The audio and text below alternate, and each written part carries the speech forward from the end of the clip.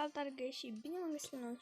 Astăzi ne vom ca Brawl Stars și vom da un meci de solo showdown cu Bo, vedeți trofeea. Hai să-i dăm drumul.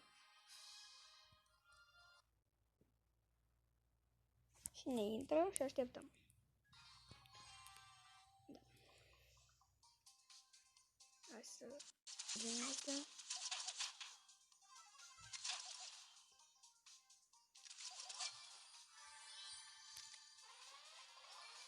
E cine acolo? Aoleu, cine moare?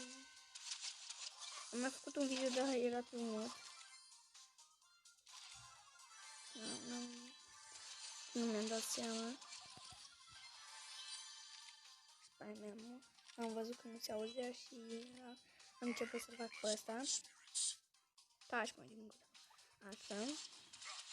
Asta nu știu astea. Hai de unde-s?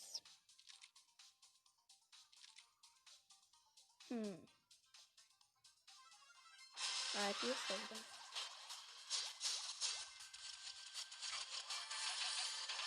Însă, ata mă, am murit.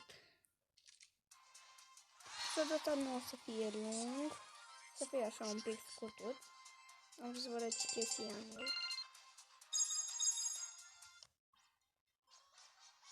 Da, și asta este contul meu. Aici am niște bani.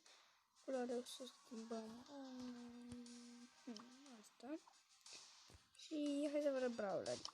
Deci brawler am Shelly, Nita, Colt, Bull, Jessie, Brock, Dynamite, Bo, El Primo, Barley, Poco, Rosa, Rico, Daryl, Penny, Carl, Jackie, Bibi și Mortis. Da. Am mai avut un cod tot așa și am avut-o pe Bea și pe Pem. Da, și l-am pierdut.